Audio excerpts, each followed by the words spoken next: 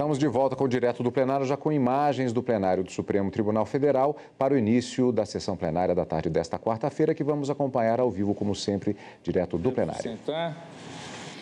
Declaro aberta essa sessão ordinária do Supremo Tribunal Federal e passo a palavra à senhora secretária, que fará a leitura da ata da sessão anterior. Ata da 31ª Sessão Ordinária do Plenário do Supremo Tribunal Federal, realizada em 17 de outubro de 2018. Presidência do senhor ministro Dias Toffoli. Presentes à sessão os senhores ministros Celso de Mello, Marco Aurélio, Carmen Lúcia, Luiz Fux, Rosa Weber, Roberto Barroso, Edson Fachin e Alexandre de Moraes. Ausentes, justificadamente, os senhores ministros Gilmar Mendes e Ricardo Lewandowski. Procuradora-Geral da República, doutora Raquel Elias Ferreira Dodge. Abriu-se a sessão às 14 horas, sendo lida e aprovada a ata da sessão anterior. Pergunto se há alguma observação a ser feita. Não havendo, declaro a ata aprovada. Informo as senhoras e senhores ministros e a todos os presentes, senhora Procuradora-Geral da República, senhoras e senhores advogados, que estão presentes neste plenário graduandos das seguintes instituições de ensino: Centro Universitário Isabela Hendricks, de Belo Horizonte, Minas Gerais; Centro Universitário Joaquim Nabuco, de Paulista, Pernambuco; Faculdade de Igaraçu, Pernambuco; Faculdade Metropolitana da Grande Recife, Pernambuco; e Instituto de Ensino Superior de Rondônia, Ariquemes, cidade de Ariquemes, em Rondônia. A todos desejo uma boa tarde aqui nos acompanhando. Sejam todos muito bem-vindos. Para continuidade de julgamento, conforme ficou deliberado ao final da sessão da última quarta-feira, recurso extraordinário 839.950, tema 525 da repercussão geral, de relatoria do ministro Luiz Fux, procedente do Rio Grande do Sul, sendo recorrente o município de Pelotas, recorrido o Sindicato do Comércio Varejista de Gêneros Alimentícios de Pelotas, Amicus Curiae, Associação Brasileira da Indústria de Embalagens Plásticas Flexíveis, e também a Associação Brasileira de Supermercado Abras. Após a leitura do relatório e a realização de sustentação oral, o julgamento foi suspenso para continuidade nesta data. Então, agora iremos ao voto do eminente relator na continuidade do julgamento. Passo a palavra, então, ao ministro Luiz Fux para o seu voto. Senhor presidente, egregia à Corte, luz representante do Ministério Público, senhores ministros, senhores advogados, estudantes presentes. Senhor presidente, já iniciamos aqui o julgamento desse recurso extraordinário do município de Pelotas, que se volta contra um acórdão que considerou inconstitucional uma lei municipal que impunha um empacotamento de mercadorias em supermercados.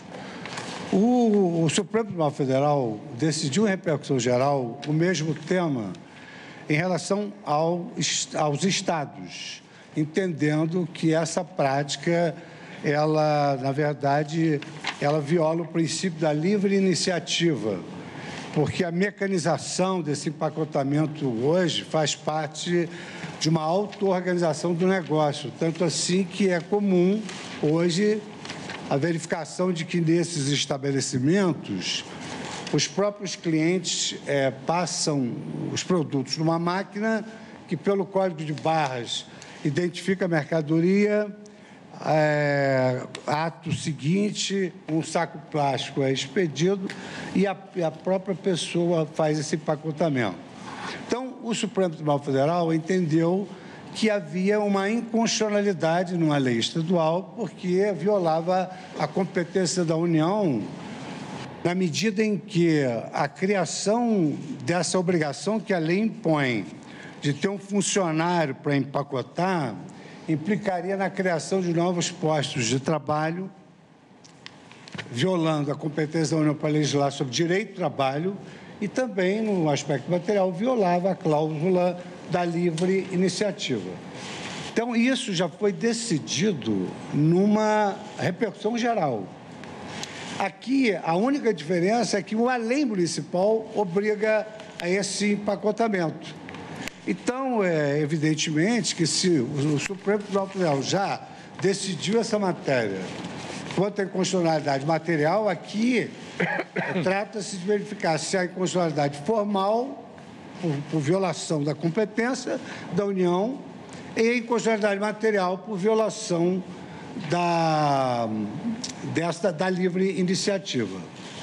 Esse julgado, ele se deu na ADI 907, relator foi o ministro Luiz Roberto Barroso, é recente, e a lei aqui municipal, ela incide nos mesmos vícios. Ela diz o seguinte: os estabelecimentos comerciais autonomizados de supermercados ficam obrigados a prestar serviço de acondicionamento ou embalagem dos produtos adquiridos por seus clientes. Para efeitos desta lei, entende por serviços o empacotamento, a colocação em sacolas dos produtos adquiridos por pessoas contratadas para esse fim. Então, essa foi a proposta da lei e foi exatamente o que ocorreu com o voto vencido, ficando o redator para o acórdão o ministro Luiz Roberto Barroso. Como a matéria já foi tratada, eu gostaria de fazer uma leitura de uma emenda autoexplicativa, já houve sustentação oral, e se algum colega precisar de mais algum esclarecimento, eu daria sem maiores delongas.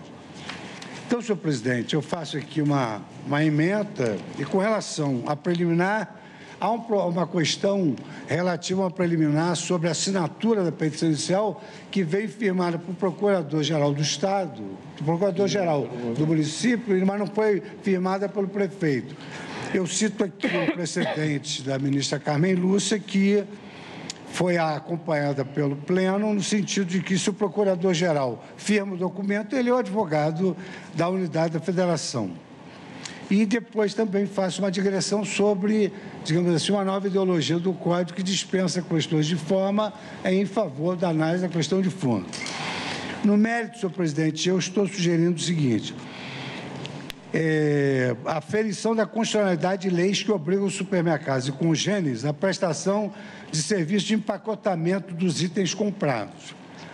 A lei municipal que exige a contratação de funcionário para cumprir determinada tarefa em estabelecimento empresarial usurpa a competência privativa da União para legislar sobre o direito do trabalho e o direito comercial. Artigo 22, inciso 1º da Constituição. A competência dos entes municipais para zelar pela guarda das leis e tratar de assuntos de interesse local ou suplementar à legislação federal não autoriza a lei que regule, ainda que parcialmente, matéria de competência privativa da União. Isso é uma doutrina dos casos julgados do Supremo. Eu cito a DI 3408 da relatoria de Vossa Excelência, cito aqui a ADI 2615, relator para a qual do ministro Gilmar Mendes, 2015. Novamente, Vossa Excelência, nessa ADI 3813, ADI 4701, ministro Roberto Barroso, e ADI 2615, relator ministro Eros Grau, mais redator ministro Gilmar Mendes. E digo, o princípio da livre iniciativa, plasmado no artigo 1º, inciso 4º, da Constituição como fundamento da República, reiterado no artigo 170 da Constituição Federal, veda a adoção de medidas que, direta ou indiretamente, destinem-se à manutenção artificial de postos de trabalho em detrimento das reconfigurações do mercado necessárias à invocação e ao desenvolvimento, normalmente porque essa providência não é capaz de gerar riqueza nem para os trabalhadores e nem para os consumidores.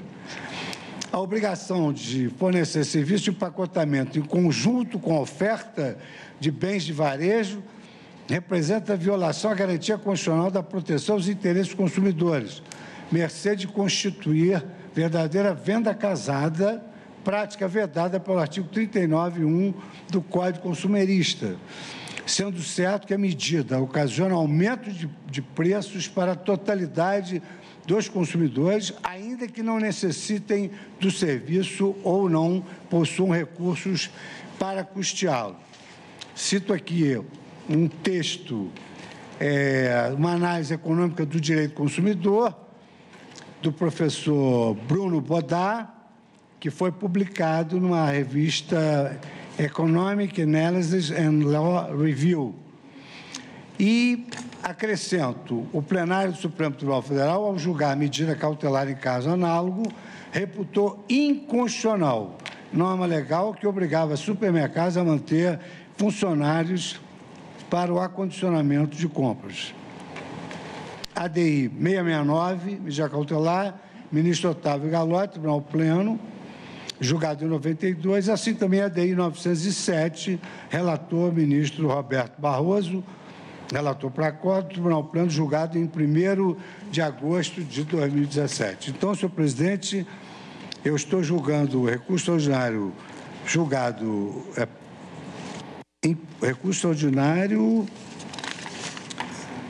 julgado improcedente para fixar a tese Excelência nega provimento ao de que é inconstitucional essa obrigação da lei. Ministro Alexandre de Moraes. Presidente, boa tarde, presidente, ministra Carmen, ministra Rosa, ministros, doutora Raquel. Como salientado pelo ministro Luiz Fux, essa temática, ou semelhante a essa temática, porque a lei estadual foi tratada na ADI 907, na qual eu fiquei parcialmente vencido. A lei, apesar de não ser idêntica, é muito semelhante, e assim como daquela vez, nessa também, entendo e digo nessa porque a primeira repercussão geral lei municipal, a partir do posicionamento do plenário, obviamente aí, em sendo vencido, seguirei a maioria, o colegiado. Mas, da mesma forma que anteriormente, eu distingo aqui no artigo 1º dessa lei dois momentos diversos. Que realmente fere a competência privativa da União para legislar sobre direito de trabalho, para imposição de obrigações trabalhistas, que é o parágrafo 1º do artigo 1º da própria lei, que diz: para efeitos dessa lei, entende-se por serviços de acondicionamento ou embalagem, ou empacotamento ou a colocação em sacolas dos produtos ali adquiridos por pessoas contratadas para este fim, pelos referidos estabelecimentos. Obviamente, aqui está até se criando uma nova função de empacotador de supermercados, empacotador municipal, de supermercados ou hipermercados. Então, aqui não tenho dúvidas, como não tive em relação à lei municipal, à lei estadual do Rio de Janeiro, na ADI 907, e entender inconstitucional por usurpação de competência da União. Agora, não entendo que o caput do artigo seja inconstitucional. Aqui, assim como entendi que os estados podem, os municípios também podem, de forma suplementar, legislar para o melhor atendimento do consumidor.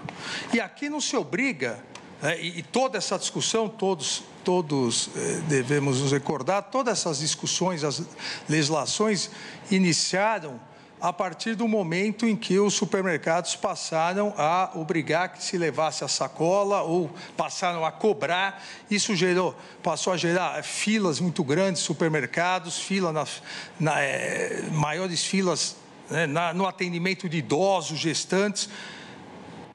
E as leis, seja estadual, seja as municipais, da qual se trata aqui, tentaram dar uma resposta ao consumidor.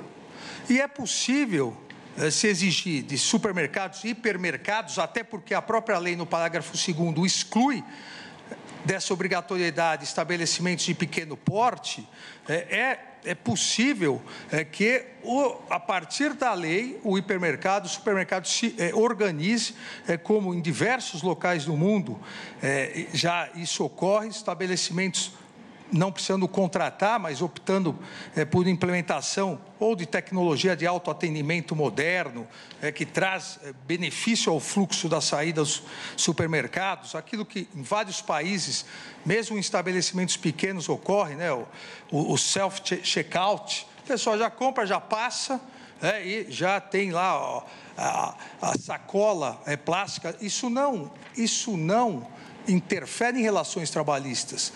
O fato de disponibilizar, facilitar a possibilidade de empacotamento com um quiosque de sacola ou próprias máquinas de self-checkout para os hipermercados, os grandes supermercados, isso, a meu ver, o município, ao regulamentar, está suplementando a proteção ao consumidor que é devida a todos.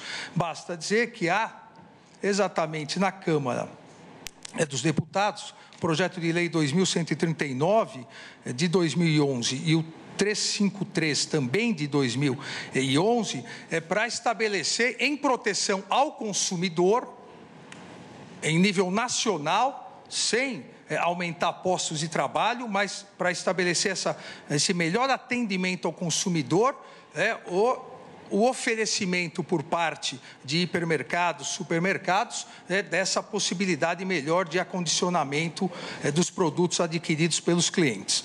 Então, senhor presidente, assim como na DI 907, eu julgo parcialmente proceder. Aqui é o recurso extraordinário, né? Recurso então, extraordinário. Vossa Excelência negou provimento. Dá provimento. O recurso extraordinário é do município querendo que prevaleça. Que prevaleça. Que a lei seja declarada constitucional. Exatamente. Eu dou provimento, parcial provimento, mantendo somente o artigo 1º caput e o parágrafo 2º da lei. Senhor presidente, eu acho que, em homenagem ao ministro Alexandre, que pôde expender outros raciocínios, eu queria só trazer, eu procurei sintetizar, eu só queria trazer aqui, sobre esse aspecto formal, o entendimento do pleno.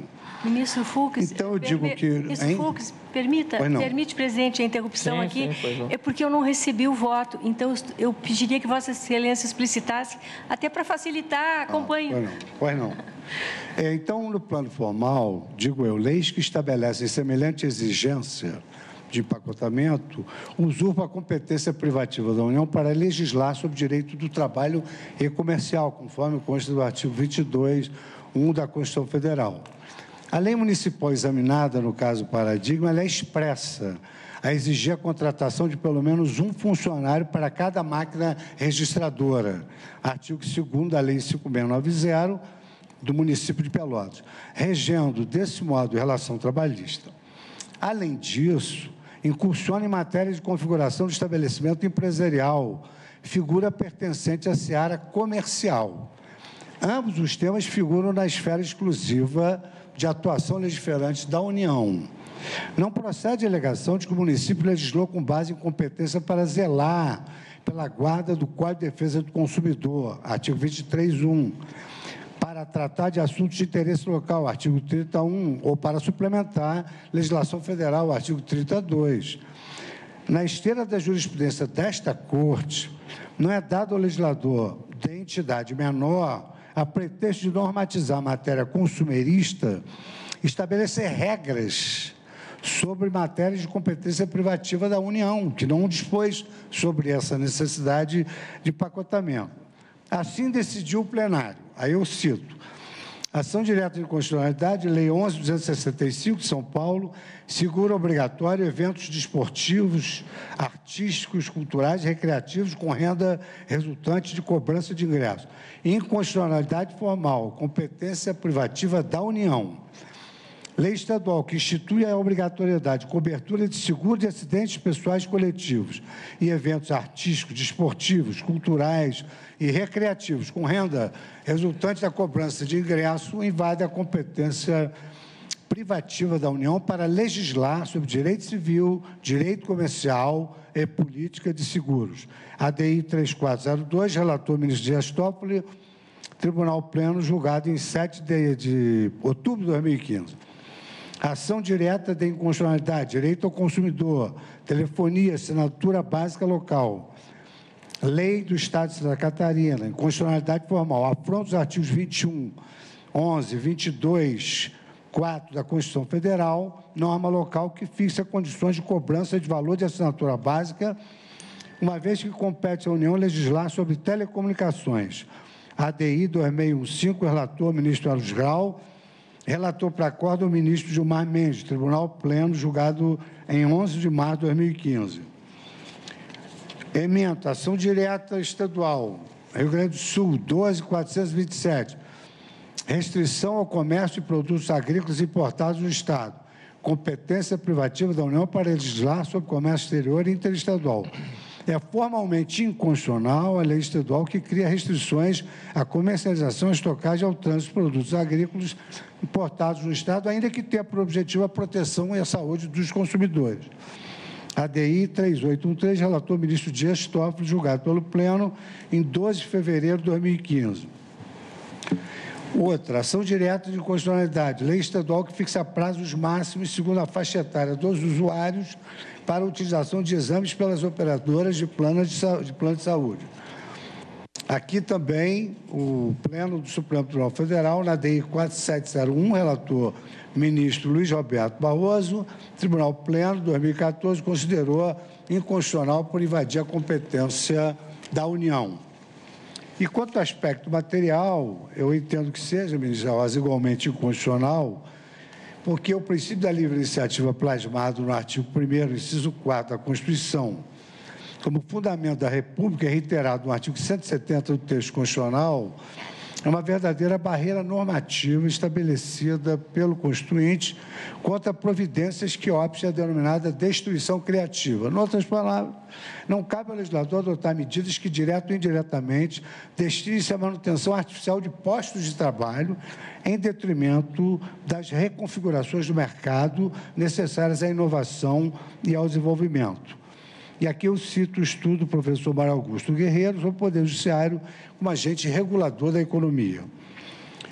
E, digo ainda, causa espécie que o legislador obrigue a manutenção de empacotamento nos supermercados em pleno século XXI, quando a maioria desses estabelecimentos dos países desenvolvidos possui caixas automáticas para que os próprios clientes registrem e empacotem as suas compras. Além disso, ao contrário do que é afirmado pelo município, a medida não beneficia qualquer consumidor. Pelo contrário, representa a violação à garantia constitucional da proteção dos interesses dos consumidores, haja vista que não se deve perder de vista que o artigo 39.1 do CDC veda a denominada venda casada, pressupondo a existência de prejuízos aos compradores quando imposta a aquisição de bens ou serviços em conjunto. Ou seja, é inegável que, ao instituir essa sistemática, vai repassar para o produto o preço. E aí depois eu cito aqui o plenário do Supremo Tribunal, ao julgar caso análogo, decidiu que Estados-membros não podem editar leis que obriguem supermercados a manter funcionários para o acondicionamento de compras, motivo pelo qual suspendeu a eficácia de lei de conteúdo idêntico. Aí cito um caso antigo do ministro Luiz Galotti, do Otávio Galotti, e um caso recente, que é esse que se refere ao ministro Alexandre, que ficou vencido e foi relator para o acordo do ministro Barroso. Eu só citei o ministro Barroso porque é o meu hábito de citar quem ficou relator para o acordo. O ministro Alexandre ficou vencido. E disse aqui exatamente a mesma tese. Então, por essa razão, eu estou entendendo que essa lei municipal padece de vícios formais e materiais de constitucionalidade, sendo de rigor o reconhecimento de sua invalidade. Então, estou julgando improcedente o recurso ordinário do município. Agradeço ao ministro Luiz Fux. Em tese, mas eu aguardo a votação. Dependendo do resultado, nós fixaremos a tese. O eminente relator nega provimento ao recurso. O ministro Alexandre de Moraes dá parcial provimento ao recurso. Ministro Luiz Edson Fachin, como vota? Senhor presidente, eminente ministro relator, eminentes colegas, essa matéria efetivamente já restou apreciada, entre outros momentos, na ação direta em constitucionalidade 907. E do ponto de vista das premissas, naquele julgamento, sustentei na compreensão do programa normativo que se encontra, em meu modo de ver, na Constituição da República de 1978, um conjunto de pressupostos do federalismo cooperativo e dessa maximização da cooperação entre os diversos entes federados, reconhecendo uma espacialidade maior para a legislação municipal e estadual no que diz respeito à proteção do interesse local e também à densificação de direitos não raro elevados ao Estatuto de Direitos Fundamentais e aí inseridos os direitos e a proteção aos consumidores.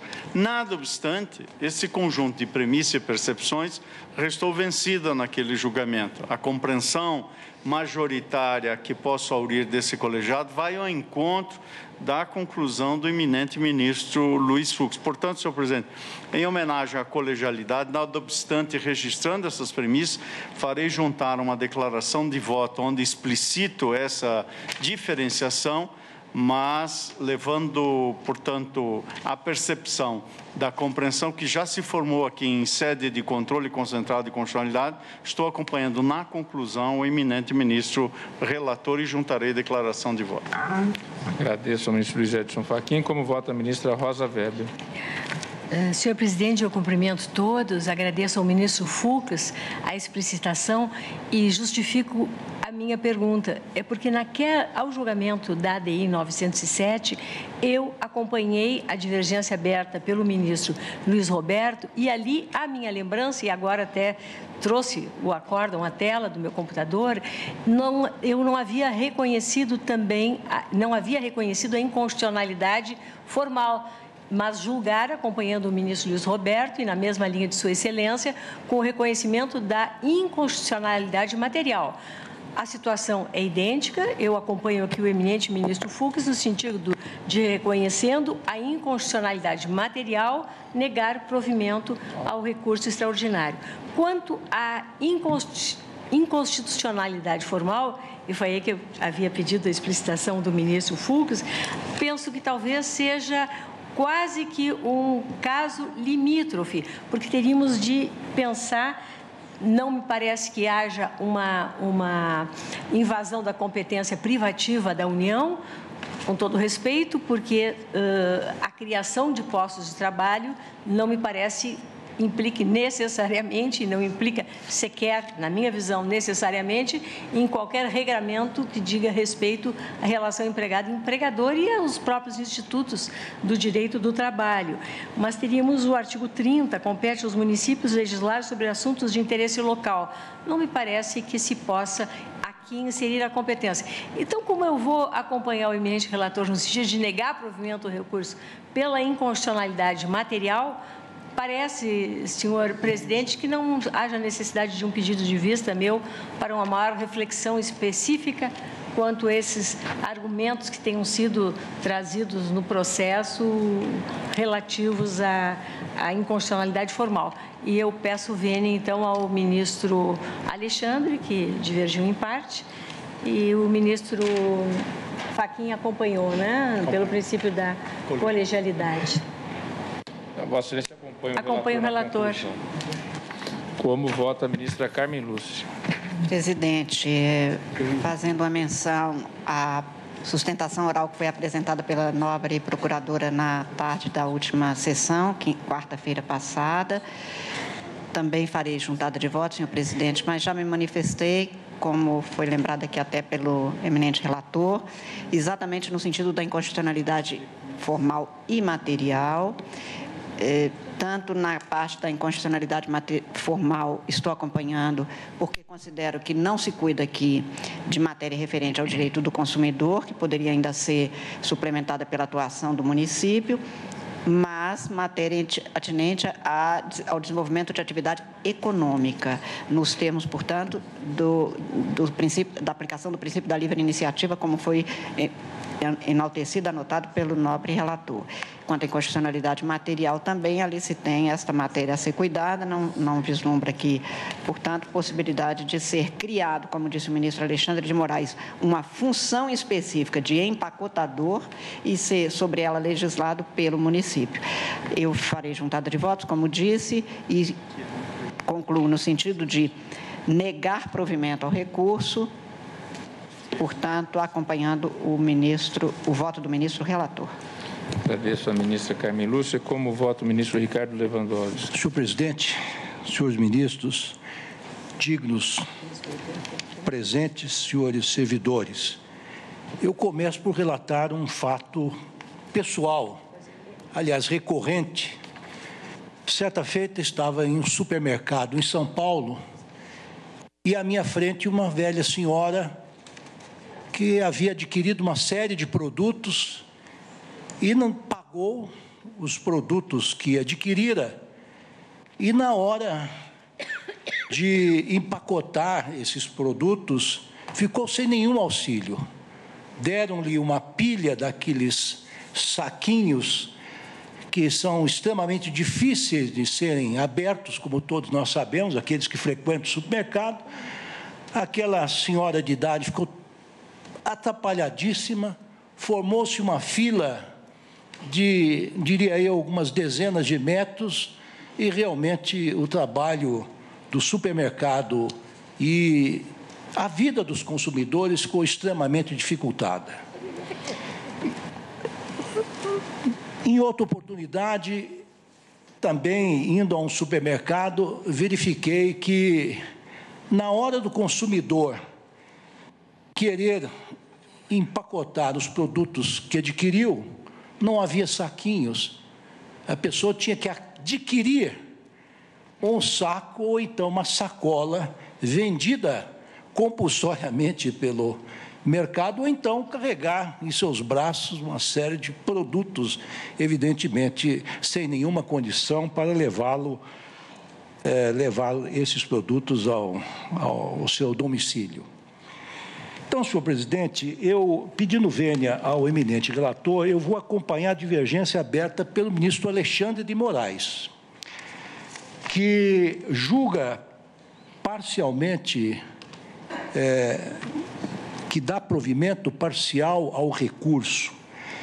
E eu faço pelas seguintes razões, senhor presidente. Nós, em ambas as turmas, já decidimos que o município pode sim legislar com fundamento na Constituição, que lhe dá, outorga a faculdade de legislar suplementarmente em matéria do direito de consumidor, do direito consumidor, para dar conforto aos usuários de certos serviços, ou que frequentam certos estabelecimentos.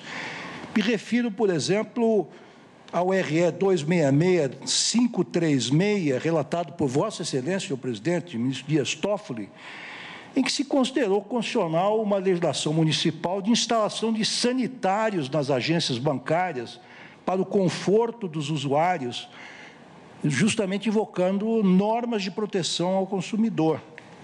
Cito também, senhor presidente, o agravo regimental, um recurso extraordinário de número 747757, de minha relatoria, em que consideramos constitucional que compete ao município legislar sobre medidas que propiciem segurança, conforto e rapidez aos usuários de serviços bancários, uma vez que isso se trata de assunto local. Recordo ainda que, em hipótese semelhante, senhor presidente, reconhecendo a competência dos municípios para dispor sobre matéria que digam respeito ao consumidor, o Supremo Tribunal Federal declarou a constitucionalidade de leis municipais que estipulam, por exemplo, o horário de funcionamento a ser obedecido por farmácias, súmula 645, que proíbem a revista ou qualquer tipo de conferência após a passagem dos produtos pelo caixa registrador e consequente entrega da nota ou cupom fiscal ao consumidor. Seu RE 1.052.719, de minha relatoria, ou que visem garantir condições sanitárias adequadas, como as que proíbem a utilização de embalagens devassáveis de molhos e temperos de mesa. E lembro que, em países civilizados, senhor presidente e eminentes ministros, não raras vezes a legislação municipal exige que se utilizem sacolas biodegradáveis, não só em defesa do consumidor, mas em defesa do meio ambiente, que também é uma concorrência suplementar. E no que toca ao caso concreto, eu entendo que a norma local, ora questionada, insere-se na competência legislativa própria da comuna pois ao impor aos estabelecimentos comerciais, supermercados ou similares a prestação de serviços de acondicionamento ou embalagem de produtos adquiridos por seus clientes, não trata de direito comercial ou do trabalho, mas diz respeito à proteção das relações de consumo de seus munícipes, na medida em que busca prover um modelo de atendimento mais satisfatório aos consumidores, uma medida protetiva que encontra, a meu ver, pleno amparo na Carta Magna. Tem outras considerações, senhor presidente, mas eu, tal como o fez o eminente ministro Alexandre de Moraes, entendo que o legislador municipal, na primeira parte, em que exige que o município dê as condições para que o consumidor possa acondicionar os produtos que adquire, e legislou de forma plenamente compatível com a Constituição. Agora, quando exige a contratação de um funcionário especificamente para este fim, aí já está, a meu ver, com a devida vênia, ingressando na seara da competência legislativa exclusiva da União. Portanto, acompanho a divergência para julgar parcialmente procedente o recurso nos termos em que me pronuncio e amparado no voto substantivo do ministro Alexandre de Moraes. Agradeço ao ministro Ricardo Lewandowski. Como vota o ministro Gilmar Mendes? Com as vênias devidas, eu acompanho o relator. Agradeço. Como vota o ministro Marco Aurélio? Acompanho o relator no voto proferido. Como vota o ministro Celso de Mello? Senhor presidente, eu peço vênia ao eminente relator, aos que acompanham Sua Excelência, para perfilhar a posição ostentada no voto divergente do eminente ministro Alexandre de Moraes e agora confirmado pelo eminente ministro Ricardo Lewandowski. Tenho para mim, com toda a vênia, que a legislação local emanada do município de Pelotas, Rio Grande do Sul, não contravém, não transgride, nem ofende, seja formal ou materialmente, o texto da Constituição da República, considerados os limites delineados no próprio voto do eminente ministro Alexandre de Moraes. Eu tenho um voto mais longo aqui a respeito desse tema, senhor presidente, mas apenas vou destacar que apoio a minha compreensão na circunstância de que a proteção ao consumidor e a defesa da integridade de seus direitos representam compromissos inderrogáveis que o Estado brasileiro conscientemente assumiu no plano do nosso ordenamento constitucional. O relevo indiscutível desse compromisso estatal, considerada a importância jurídica, econômica, política e social de que se revestem os direitos do consumidor, tanto mais se acentua quando se tem presente que a Assembleia Nacional Constituinte, em caráter absolutamente inovador, elevou a defesa do consumidor à posição eminente de direito fundamental, conforme consta do artigo 5º, inciso 32 de nossa lei política, de nossa Carta Política, atribuindo-lhe ainda a condição de princípio estruturador e conformador da própria ordem econômica.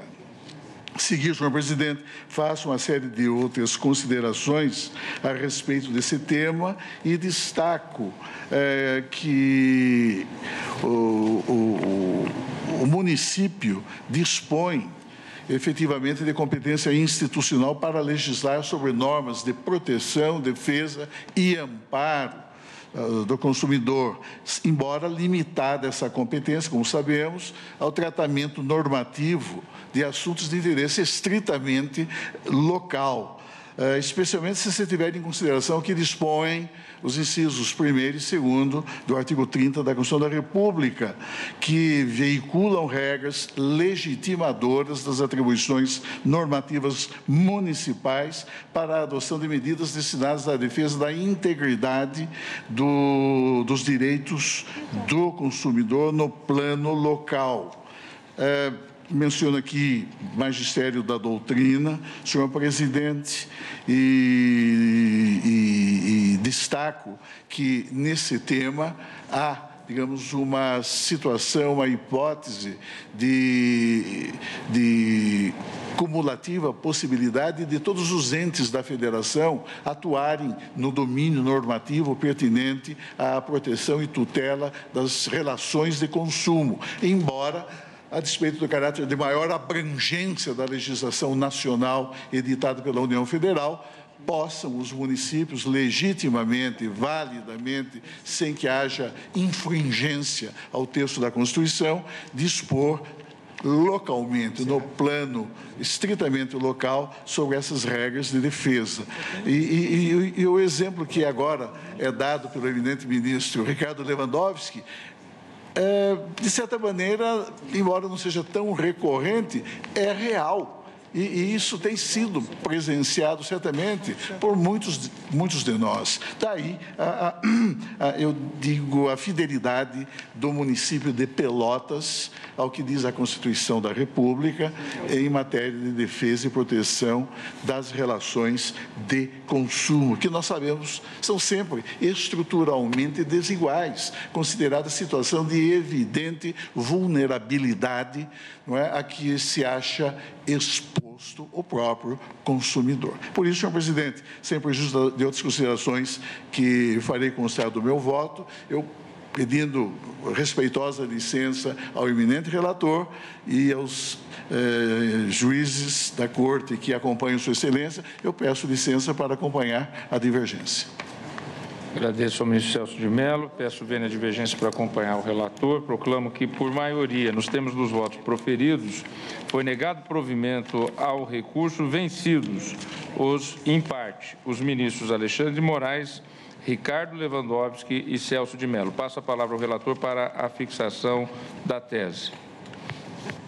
Senhor presidente, a tese que propõe é a seguinte: são inconstitucionais as leis que obrigam supermercados ou similares à prestação de serviços de acondicionamento ou embalagem de compras por violação ao princípio da livre iniciativa, artigo 1º, 4º e 170 da Constituição, e quando editadas por municípios por usurpação da competência da União para legislar sobre direito do trabalho e comercial, artigo 22, 1 da Constituição.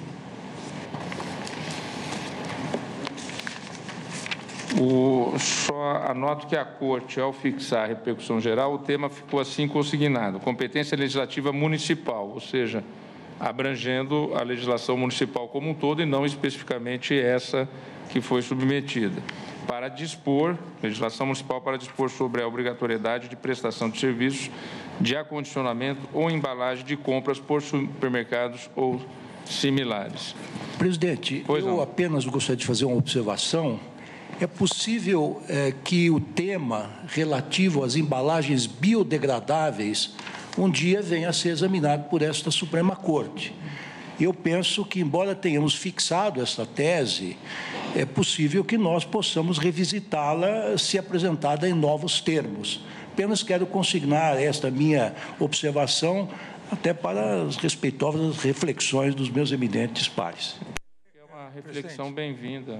Presidente, eu também gostaria só, apesar de ter ficado vencido, talvez dar uma contribuição na tese, porque a própria ministra Rosa Weber, que perfilou a tese vencedora, não relacionou essa questão com o direito do trabalho, né? E acaba constando expressamente na tese. Talvez uma adequação só da questão da competência mais lato sensu. É porque nós também há uma dupla causa petente, né? A violação, não só a competência da União para legislar sobre o direito do trabalho, mas também a competência para legislar sobre o direito empresarial, que é da União. E aqui viola a livre iniciativa e a fortiori obriga uma atividade comercial cuja a competência exclusiva para editá-la é da União. Então, ainda que não se caia de um lado, cai do outro. Eu vou colher os... Ministra Rosa, você de fazer... Não, eu faria observação, porque foi a que fiz com relação à ADI 907. Lá não reconhecemos, e fiz agora a leitura até do voto do ministro Luiz Roberto, não se reconheceu a incompetência formal. E eu acompanhei Sua Excelência no reconhecimento da incompetência material e concluí que, como eu estava negando o provimento ao recurso... Senhor presidente, eu gosto de simplificar as coisas. Eu alteraria até. Pode simplificar as coisas. Então... Vossa Excelência tem a palavra. Vossa Excelência vai reformular a tese. Não, eu ficaria... São inconstitucionais as leis que obrigam os supermercados ou similares a prestação de serviços de acondicionamento ou embalagem de compra por violação ao princípio da livre iniciativa. Pararia por aí e essa matéria residual ficaria em aberto, como o ministro Lewandowski sugeriu. Bem claro assim. Todos de acordo? Então, fixada a tese nos termos agora proferidos após os debates pelo ministro relator, é esta a proclamação. Agora vou chamar a julgamento com sustentação oral por parte da ministra, da advogada-geral da União, doutora Grace Maria Fernandes de Mendonça, a ação direta da inconstitucionalidade 5.082, procedente do Distrito Federal, sendo o relator o ministro Edson Fachin. Requerente a Procuradoria-Geral da República, o Procurador-Geral da República, interessados, Presidente da República, Congresso Nacional e Comandante do Exército.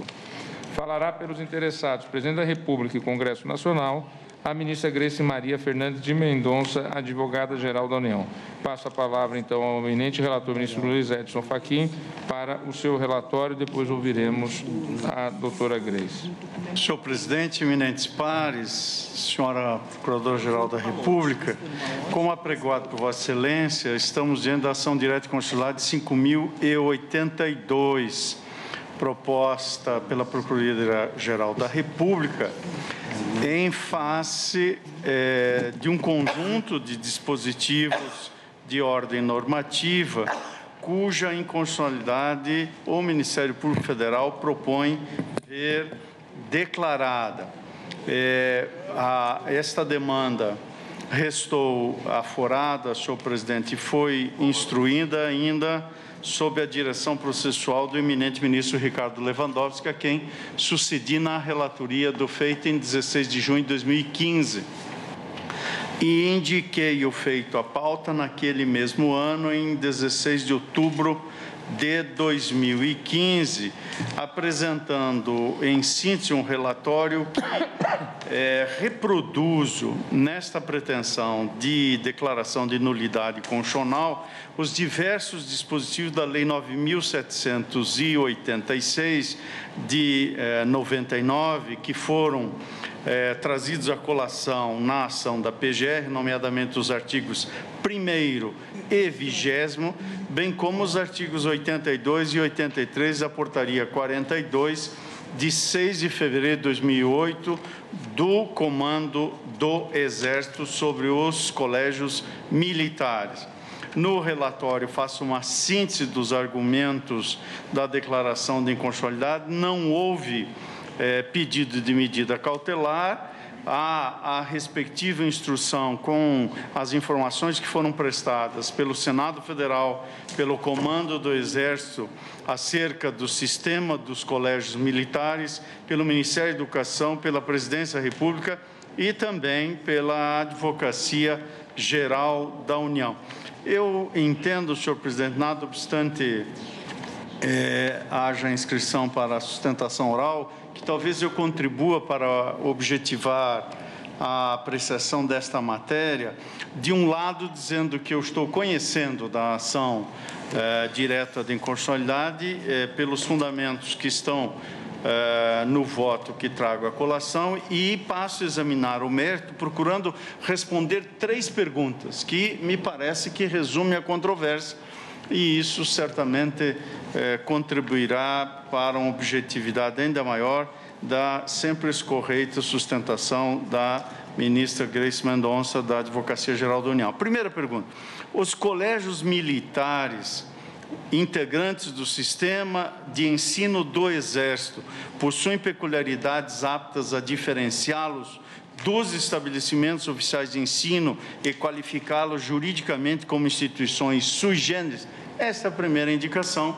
E no voto faço um conjunto de considerações, argumentos, cotejo da Constituição, também de doutrina e precedentes consubstanciados em apreciações deste deste plenário no sentido de responder afirmativamente a esta questão pelo caráter sui generis das instituições compostas por 13 colégios militares que integra o sistema Colégio Militar do Brasil. A segunda pergunta, a cobrança de contribuições dos alunos matriculados nesses colégios representa ofensa à regra legal da gratuidade do ensino em estabelecimentos oficiais? Aqui estou respondendo negativamente, ou seja, entendo que não há ofensa à regra constitucional da gratuidade no voto à luz da Lei 9.394, de 1996, a partir da qual foi editada a portaria do Comando do Exército 42 de 2008, que aprova o regulamento dos colégios militares, à luz da própria Constituição Federal e da Lei das Diretrizes e Bases de Educação. Eu estou a sustentar, senhor presidente, me permito adiantar isto, antes mesmo da sustentação oral, que o sistema de ensino militar apresenta regime jurídico diverso e não há afronta à garantia constitucional da gratuidade de ensino nas instituições públicas. A terceira questão que trouxe à colação, senhor presidente, é formulada nos seguintes termos.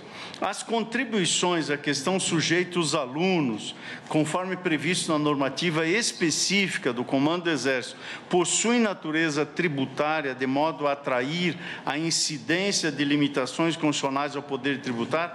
Examino também este tema de natureza tributária para assentar que a cota mensal não pode ser concebida como tributo. Portanto, com todo o respeito à petição inicial desta ação direta de constitucionalidade deduzida pela Procuradoria-Geral da República, eu, ao fazer esse relatório, já me permito trazer à colação a percepção que tenho, entendo que não há fundamento ao acolhimento da pretensão, por isso eu estou propondo a esse colegiado a negativa de procedência dessa ação direta de constitucionalidade e, para ser objetivo, senhor presidente, a minha conclusão vai na seguinte direção.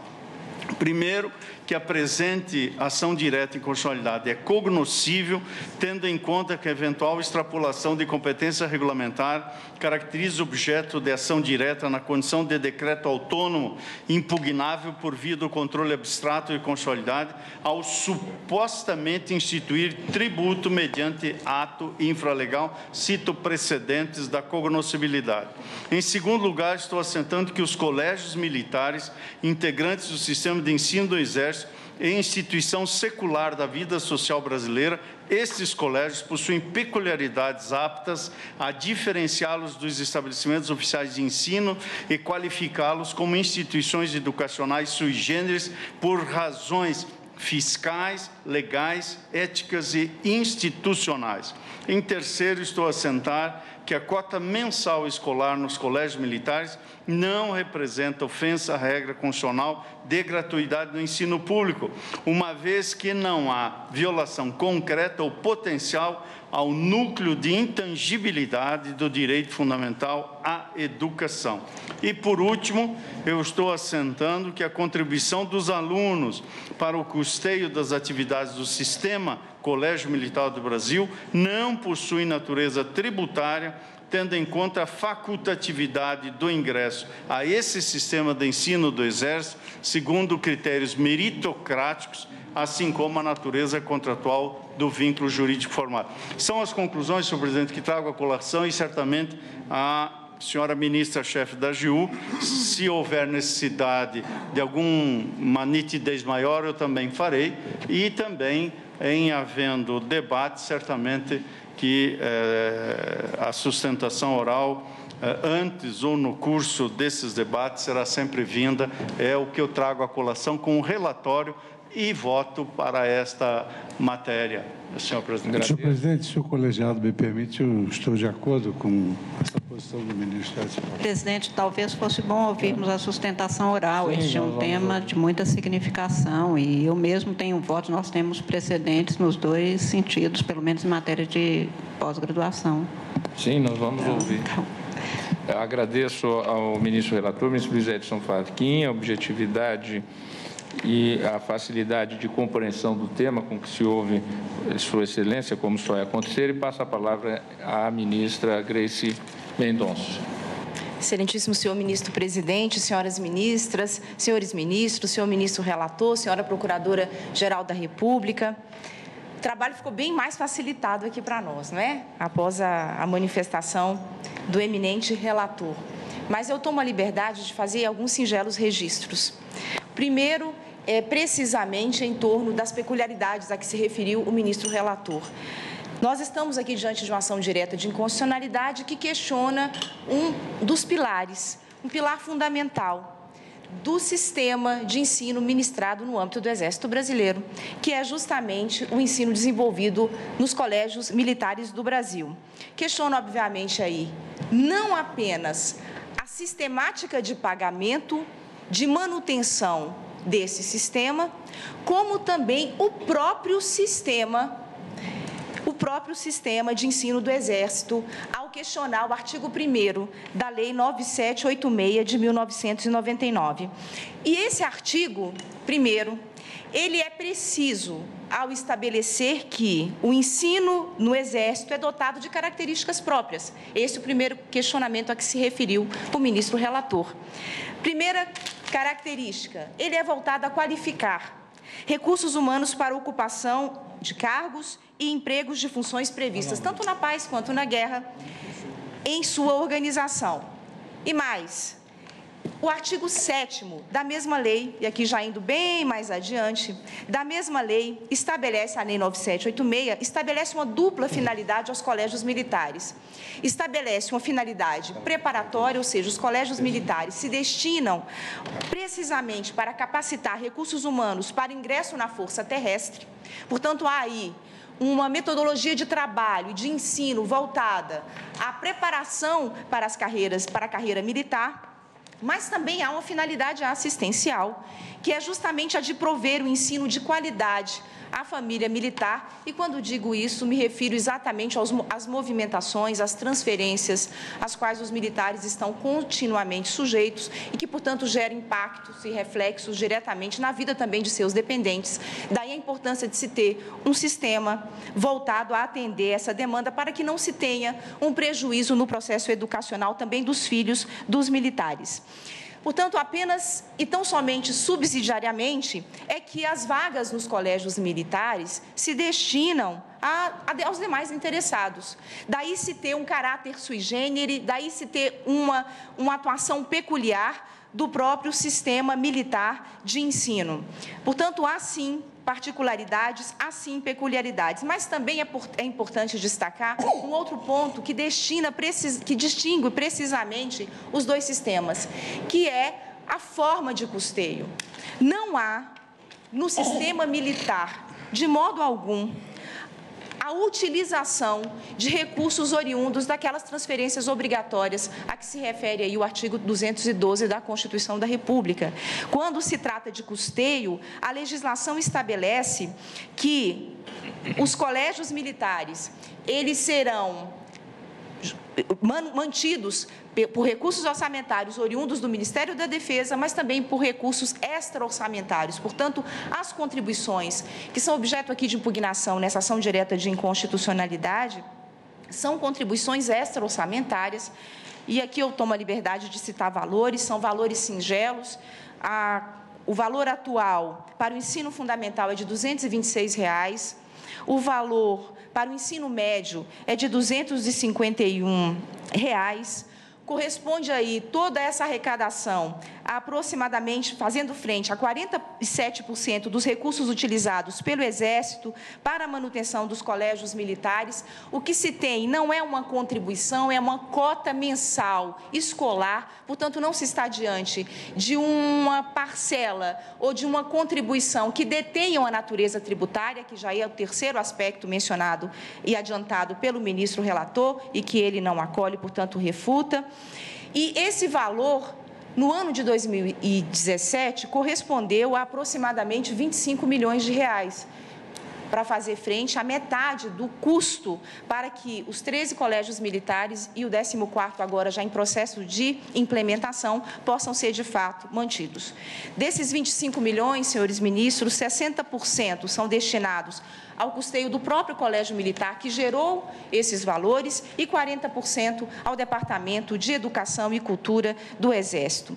A gratuidade plena que é postulada nessa ação direta de inconstitucionalidade geraria, obviamente, a precarização de todo o sistema, mas também colocaria em risco aí a própria permanência de tais instituições, que são, como todos nós sabemos, instituições seculares. O memorial que foi distribuído pela Advocacia Geral da União refuta a subsunção desse processo, desse caso, ao que foi decidido por essa Suprema Corte no recurso extraordinário 500.171, que diz respeito exatamente ao entendimento de que a taxa de matrícula em universidades aí, ela implicaria a cobrança dessa taxa em vinculação indevida de acesso ao ensino público, porque se está diante aqui, quando se trata do sistema militar, de um sistema cujo acesso não é obrigatório. O sistema militar não é obrigatório.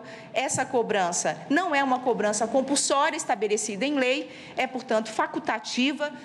O estudante, ele ingressa, se for da sua vontade, o que há, na verdade, é uma relação com um viés muito mais contratual do que qualquer outra espécie aqui de relação de natureza tributária. E apenas com esses esclarecimentos breves, invocando aí tudo que foi distribuído a vossas excelências nos memoriais, a Advocacia Geral da União pugna pela improcedência dos pedidos formulados na presente ação direta de inconstitucionalidade, agradecendo a gentileza da palavra que foi conferida por essa Suprema Corte. Muito obrigada.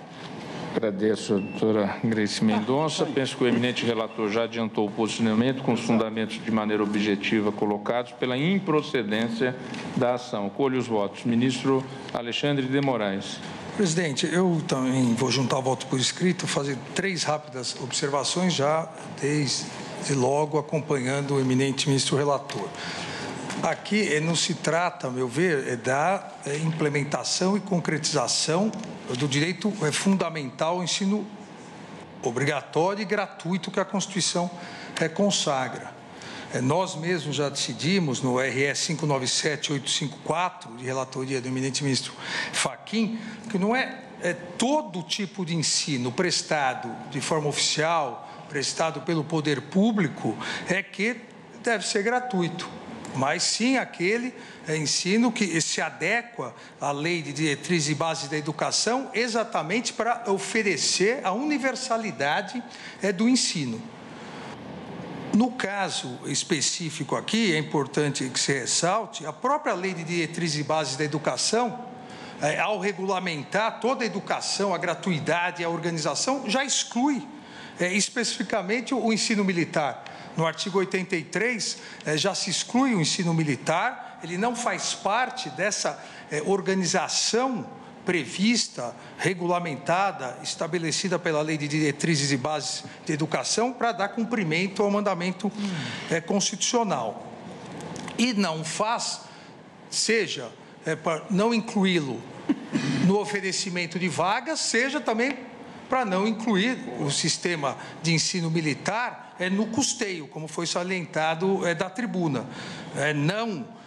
O financiamento do ensino militar é excluído da forma de custeio pelo artigo 71, terceiro da Lei de Diretrizes e Bases. Em outras palavras, não faz parte da estrutura constitucional regulamentada pela legislação, pela Lei de Diretrizes e Bases, para o oferecimento universal, gratuito do ensino.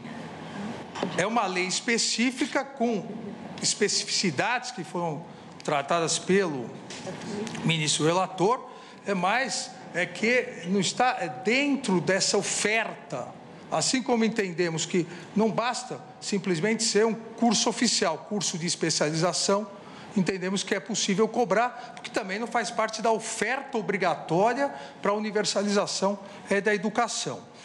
Aqui, da mesma forma, entendo que é possível a continuidade dessa cobrança, na verdade, do que se chama de cotas de implantação. Seria o sinônimo aqui, ou algo próximo à matrícula, a cotas mensais escolares.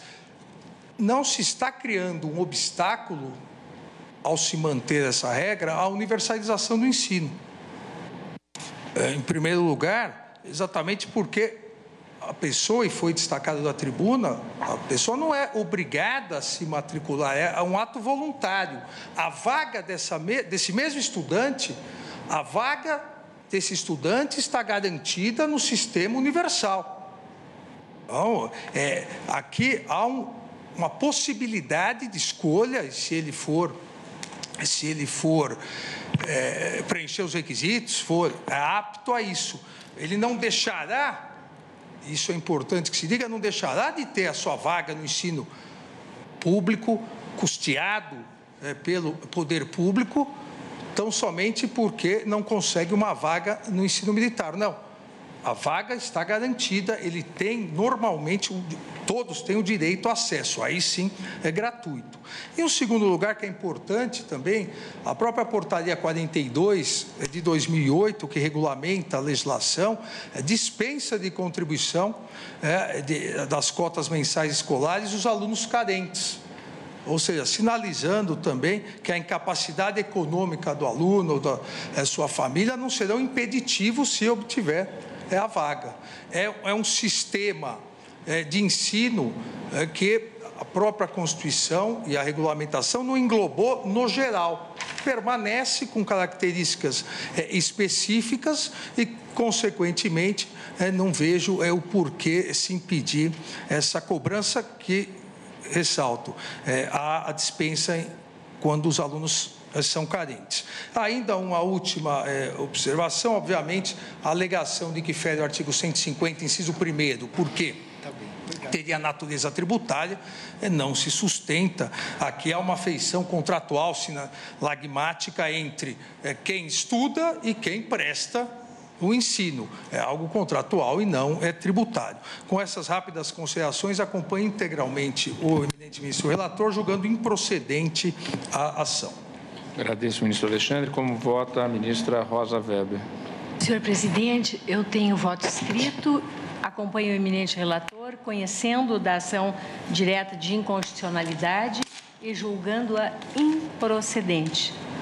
Agradeço, ministra Rosa Weber. Ministro Luiz Fux já adiantou. Presidente, conforme já adiantei, eu também acompanho integralmente o voto do ministro Luiz Edson Fachin, destacando aqui que, na verdade, essa é uma especialidade do Colégio Militar, e essa especialidade decorre do fato de que é um colégio que tem como escopo preparar aspirantes à carreira militar e ao futuro ingresso nas Forças Armadas.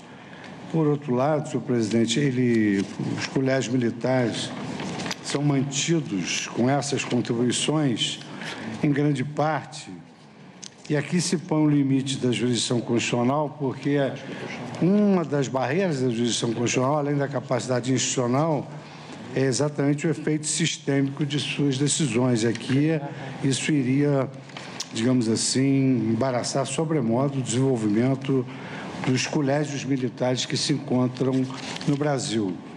O artigo 142, inciso 10 da Constituição Federal, autoriza esse regime especial, de sorte que eu reafirmo a minha conclusão no sentido de acompanhar integralmente o voto do ministro Edson Fachin. Agradeço ao ministro Luiz Fux. Como é que vota a ministra Carmen Lúcia?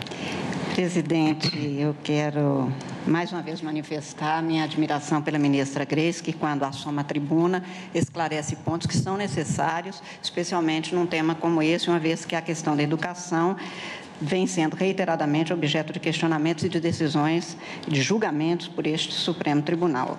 E, neste caso, houve manifestação no sentido, inclusive, da procedência desta ação pela Procuradoria-Geral da República, autora da ação, exatamente porque se trata de uma questão muito especial, que é a gratuidade do ensino público, e este seria um ensino público, portanto, exatamente a ele se submeteria essas escolas que são órgãos da organização militar integrante do Exército Brasileiro, conforme se tem nos documentos que foram anexados e apresentados.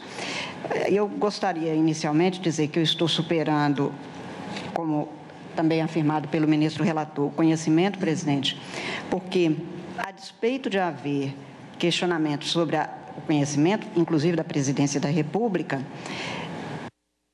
por se tratar de questionamento direto da Portaria 42 de 2008, ela vem como um desdobramento, como uma regulamentação do que se contém na Lei 97/86. Por isso, a despeito de haver realmente esse questionamento e de ser algo que precisa de ser tratado, e estou cuidando do meu voto, estou superando exclusivamente porque acho que seria todo o arcabouço que seria, então, questionado e, se fosse o caso, declarado inválido, pelo menos na interpretação proposta.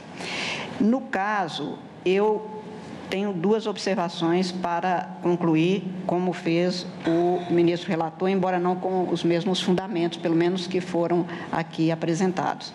Em primeiro lugar, eu reafirmo o meu entendimento no sentido da imperiosidade constitucional da gratuidade do ensino oficial, e este é um ensino que integra o sistema, tanto que os diplomas apresentados são exatamente dentro de um sistema de educação, de Sistema Nacional de Educação. Entretanto, vieram aos autos, e foi apresentado nas audiências e nos memoriais, que que esta cota mensal, que é cota mensal escolar, seria destinada a prover despesas gerais de ensino, mas depois foi esclarecido que, neste caso, com destinação específica para atividades que se desdobram no curso, não apenas de ministrar aulas, mas de uma série de atividades. Por isso, insiste-se nos documentos, e eu estou me valendo destes dados que são trazidos, evidente, que, aspas, um colégio militar, antes de ser uma instituição de ensino, é uma organização militar integrante do Exército Brasileiro, sendo que o aporte de verbas destinado ao colégio militar não provém do Ministério da Educação e Cultura, mas de recursos financeiros provenientes do orçamento destinados ao Exército Brasileiro e dos recursos provenientes de contribuições escolares. Foi dito agora na tribuna que quase 47% dessas despesas, que compreendem o ensino e as atividades paralelas, ou as atividades que complementariam essa formação do militar para uma atividade específica, se dariam com esta cota. Mais do que isso, consta dos documentos que foram anexados, especialmente do memorial e como exposto nas audiências, que, em primeiro lugar, está garantido que não se atendo ou não preferindo cursar os colégios militares, que aquela criança, aquela pessoa tem o direito à educação no sistema, portanto, ele tem esta vaga assegurada e devidamente paga pelos cofres públicos, pelo sistema. Segundo, que haveria uma formação especial.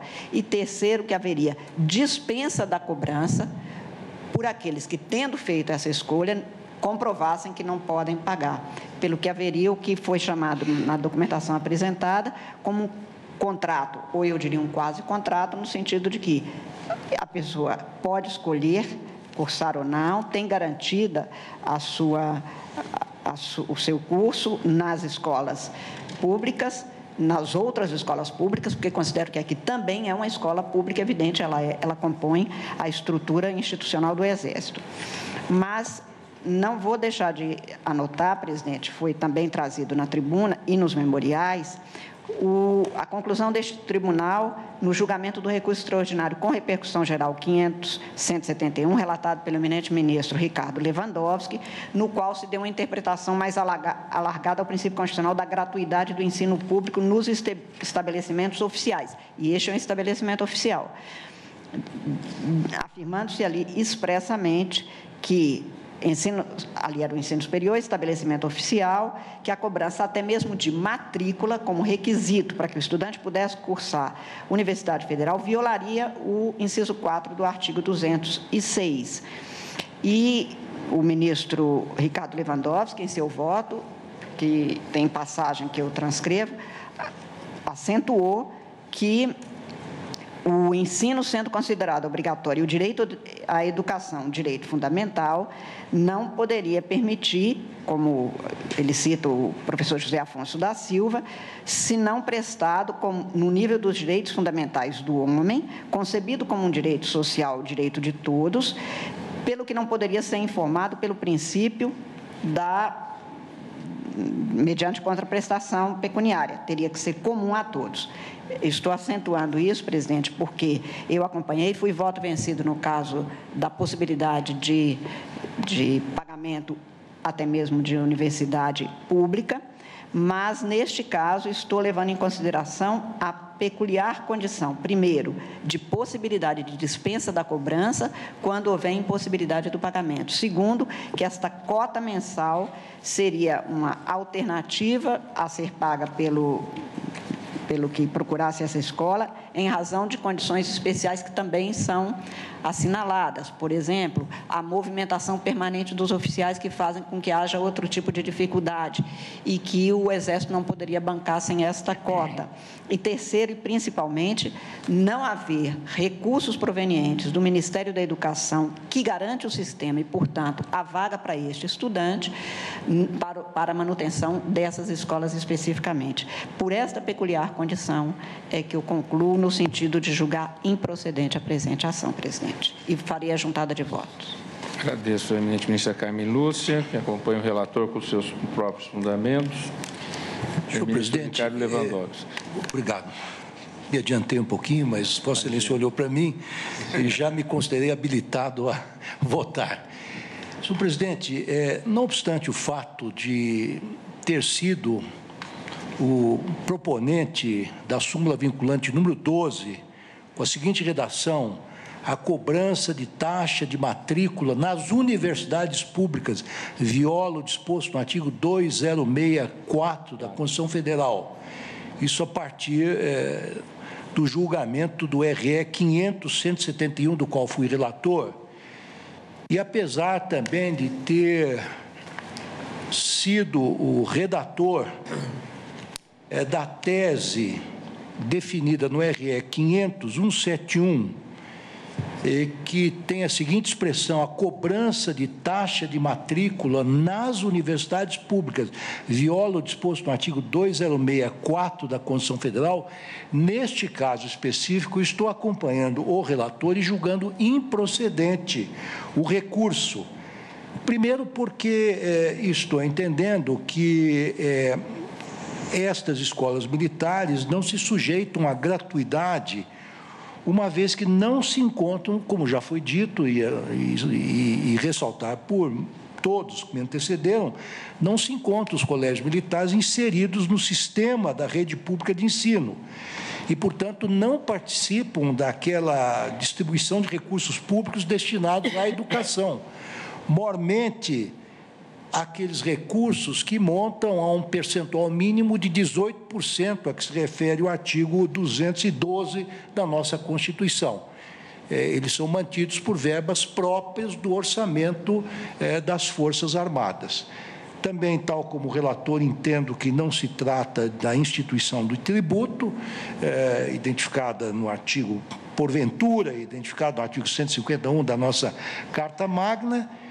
E também entendo que não se está afrontando o direito à educação previsto no artigo 6º e no artigo 205 da nossa Lei Maior, porquanto a matrícula nos colégios militares é facultativa e resta sempre aberta a possibilidade do cidadão matricular-se no ensino público, que segundo a nossa Carta Magna e os nossos pronunciamentos, é gratuito e isento de qualquer taxa de matrícula. Acompanho, portanto, o relator no sentido da improcedência deste RE.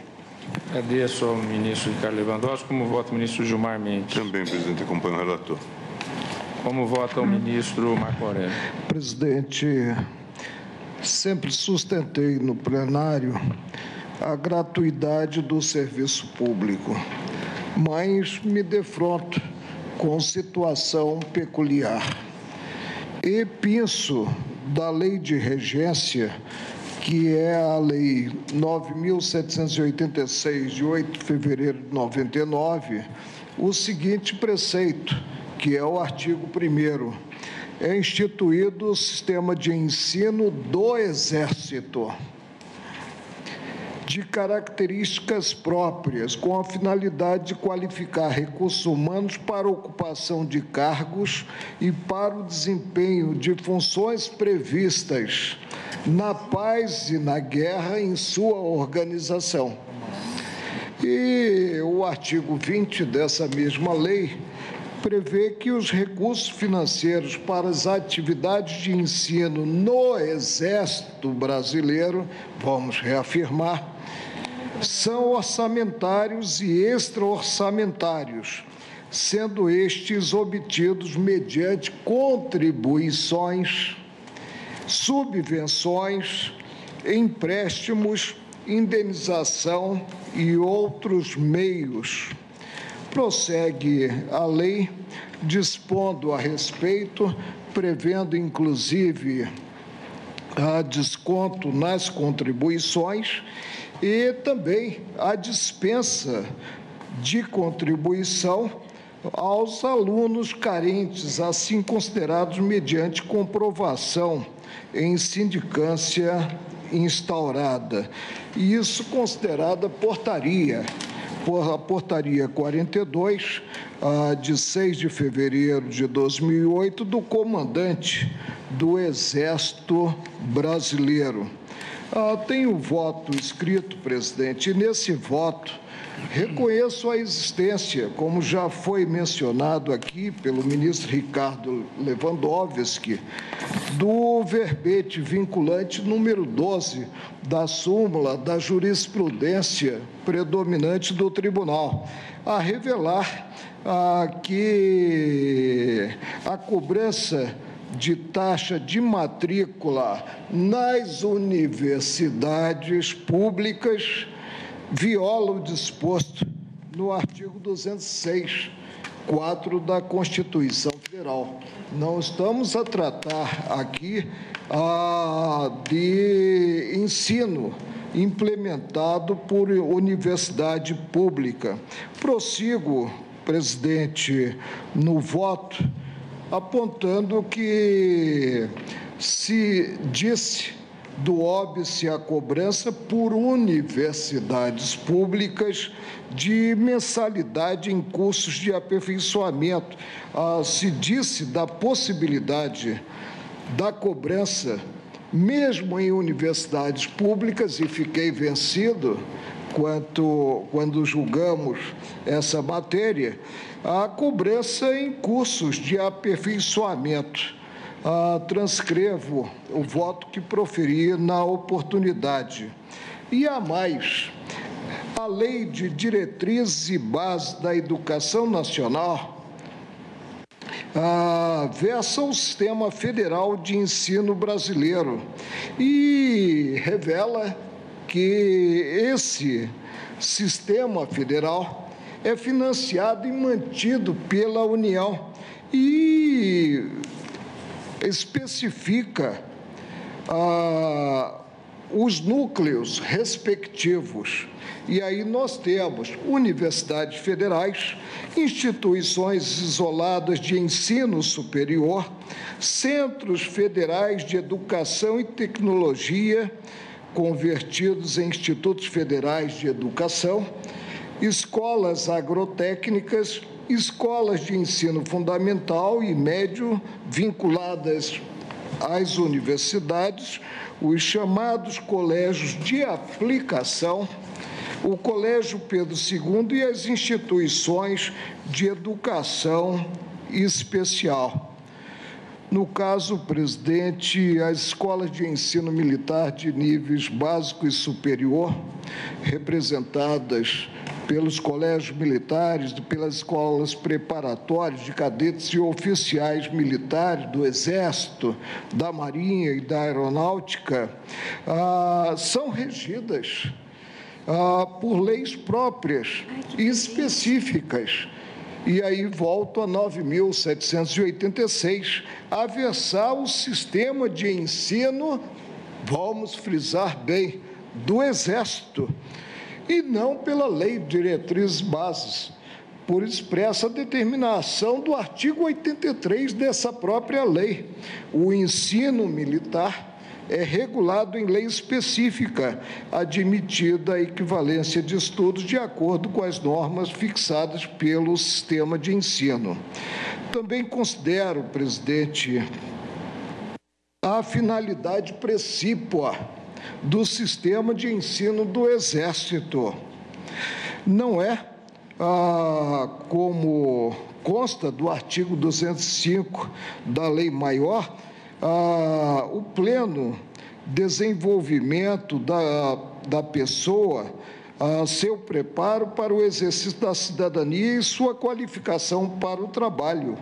Volta-se esse ensino especial a qualificar recursos humanos para a ocupação de cargos e para o desempenho de funções na paz e na guerra, na organização militar. Então, se tem aqui algo que distancia a situação jurídica daquela regência que revela a gratuidade do ensino. Vou adiante e considero o artigo 7º, parágrafo 2º da Lei 9.786 de 99, a revelar que os colégios militares mantêm regime disciplinar de natureza educativa compatível com a sua atividade preparatória para a carreira militar. Vou adiante e chego à portaria 42 do comandante do Exército, a revelar o regulamento dos colégios militares e que reforça a distinção entre os sistemas federais regular e militar do ensino. Cito o artigo 2º, parágrafo 2º dessa portaria, né? A função primordial do sistema de ensino do Exército permanece voltado ao fomento do despertar da vocação para a carreira militar. É algo muito direcionado, né? E aí a dispensa de contribuição, simples contribuição, né? Não se trata de uma mensalidade escolar como normalmente nós conhecemos, né? A dispensa quanto aos alunos carentes. Prossigo, presidente. Prossigo para dizer que aqueles que não têm oportunidade dessa matrícula no colégio militar, nem por isso ficam fora da proteção ou deixam de fruir da garantia fundamental de acesso à educação básica pública e gratuita, né? Vou mais adiante e digo da diferença entre os sistemas federais regular e militar de ensino, consideradas as fontes de custeio. E aí se tem que a Lei de Diretrizes e Bases da Educação Nacional revela que não constituirão despesas de manutenção e desenvolvimento de ensino aquelas realizadas com formação de quadros especiais para a administração pública, sejam militares ou civis, inclusive diplomáticos. Mais ainda, o artigo 20, né, versa da Lei 9.786, uma série de outras fontes de recursos. Recursos orçamentários, sim, e extra-orçamentários. Entre estes últimos, as contribuições. Prossigo, presidente, ressaltando o aspecto mencionado pela Advocacia Geral da União, que diz respeito à ausência de norma constitucional que vincule parcela de receitas destinadas à educação pública ao custeio da educação militar. É algo diverso. E não pode o Supremo desconsiderar no caso concreto, o risco sistêmico, tendo em conta a rigidez dos colégios militares. Juntarei o voto que redigi sobre o tema para não surgir a minha fala como a revelar incoerência, considerado que sempre sustentei nesta bancada e acompanho o ministro relator julgando improcedente o pedido formalizado pela Procuradoria, creio, Geral da República. É como voto.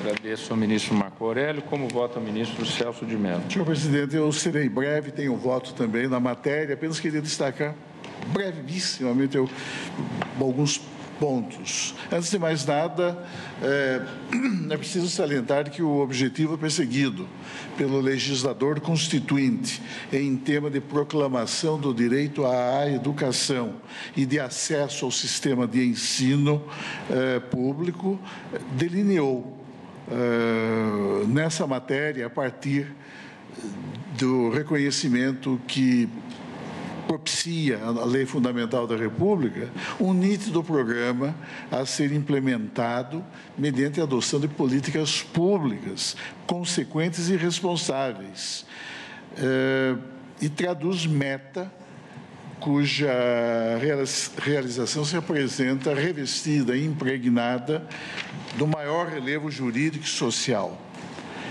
Ninguém desconhece que o direito à educação representa uma prerrogativa constitucional deferida a todos, qualificando-se como um dos direitos sociais mais expressivos e subsumindo-se à noção dos direitos de segunda geração ou de segunda dimensão, como reconhece o próprio Magistério da Doutrina, e aqui destaco as lições do eminente professor Celso Laffer, que exterioriza sua preocupação acadêmica sobre o tema, envolvendo a questão do direito à educação, que entende redutível à noção de um direito de segunda geração ou de segunda dimensão, e também a lição do saudoso professor Pinto Ferreira, que, ao analisar o tema em primoroso artigo escrito há muitos anos em torno de educação e Assembleia Constituinte, expendeu um magistério irrepreensível sobre a matéria, que eu aqui reproduzo. O fato, senhor presidente, é que o alto significado social e o irrecusável valor constitucional de que se reveste o direito à educação e como seu natural e necessário consectário o acesso ao sistema de ensino, eles não podem ser menosprezados pelo Estado, sob pena de grave e de injusta frustração de um inafastável compromisso constitucional que tem no aparelho estatal o seu precípuo destinatário. A Carta da República, no artigo 206, delineou os princípios estruturantes cuja observância conforma a instituição, a organização e o funcionamento do sistema de ensino em nosso país, achando-se definido, entre esses postulados básicos, aquele que estabelece a gratuidade do ensino público em estabelecimentos oficiais. Pois bem, o Supremo Tribunal Federal, já no conhecido precedente da lavra do eminente ministro Ricardo Lewandowski, que deu origem à súmula vinculante 12, desculpe-me, que deu origem à súmula vinculante 12 do Supremo Tribunal Federal, examinou de maneira extremamente adequada essa questão. Então, pergunta-se, esse precedente e esse enunciado sumular vinculante condicionariam o julgamento desta Corte, no caso do exame da presente controvérsia constitucional? Entende a douta Procuradoria-Geral da República que sim, daí a pretensão de inconstitucionalidade que ela deduziu na presente sede processual, invocando precisamente como norma de parâmetro, como paradigma de confronto, a cláusula inscrita no inciso 4º do artigo 206 do texto de nossa Constituição. Eu tenho para mim, senhor presidente, estabelecidos esses aspectos que me parecem importantes, mas tenho para mim que o eminente ministro Luiz Edson Fachin, como sempre, bem equacionou esse problema, resolvendo de maneira correta, adequada e plenamente compatível com o modelo consagrado no texto da nossa Constituição, especialmente nas passagens do seu doutíssimo voto, em que destaca que, aspas, os colégios militares integrantes do sistema de ensino do Exército é instituição secular da vida social brasileira. E esses colégios possuem peculiaridades aptas a diferenciá-los dos estabelecimentos oficiais de ensino e a qualificá-los como instituições educacionais sui generis, em decorrência de razões de índole ética, de índole fiscal, de índole legal e de índole institucional. Sendo que a quota mensal escolar nos colégios militares não representa qualquer transgressão ou ofensa ou colisão com a regra inscrita no artigo 206, inciso 4º da Constituição, que consagra a gratuidade do ensino público, uma vez que não há ofensa concreta ou potencial ao núcleo de intangibilidade do direito fundamental à educação. Sendo certo ainda, conclui o eminente ministro Edson Fachin, que a contribuição dos alunos para o custeio das atividades do sistema Colégio Militar do Brasil é receita extra orçamentária, não possuindo, portanto, natureza tributária, tendo em conta a facultatividade do ingresso no sistema de ensino do Exército, segundo critérios de mérito, assim como a natureza contratual do vínculo jurídico formado. E, ao fazer essa análise, nesse específico ponto, o eminente ministro Luiz Edson Fachin, que também conhece da presente ação direta, afasta a alegada transgressão a outra norma de parâmetro que foi invocada pela eminente chefia do Ministério Público da União, qual seja o artigo 150, inciso 1º, que claramente estabelece em favor dos contribuintes a exigência de lei. Na verdade, consagra o postulado da reserva formal de lei ao estabelecer, ao prescrever que não haverá instituição, não haverá exigibilidade e nem haverá majoração de tributo sem lei anterior que o estabeleça. E o eminente ministro relator, o ministro Luiz Edson Fachin, ao examinar a própria natureza jurídica da quota mensal escolar nos colégios militares, destaca o caráter não tributário dessa parcela. E também examina, até mesmo em face do que dispõe o artigo 3º do Código Tributário Nacional, que nos dá uma interpretação de tributo, não é? Uma interpretação muito clara, especialmente em face da nota de compulsoriedade ali referida. E em face de tais circunstâncias e considerados os fundamentos do eminente ministro relator, que me convencem, não é, plenamente do acerto das conclusões a que chegou, também eu, senhor presidente, conhecendo da presente ação direta, portanto, rejeitando a preliminar de incognoscibilidade que foi suscitada, também eu julgo improcedente a presente ação direta e, em consequência, confirmo a plena constitucionalidade, a integral validade jurídico-constitucional da norma impugnada e dos diplomas e do diploma referido, não é? Qual seja a portaria 42 de 2008, editada pelo comandante do Exército. Nesse sentido, portanto, senhor presidente, é o meu voto. Agradeço ao ministro Celso de Mello, também eu acompanho o relator, proclamo o resultado. A Corte, por unanimidade, julgou improcedente a ação. Suspendo a sessão pelo prazo regimental.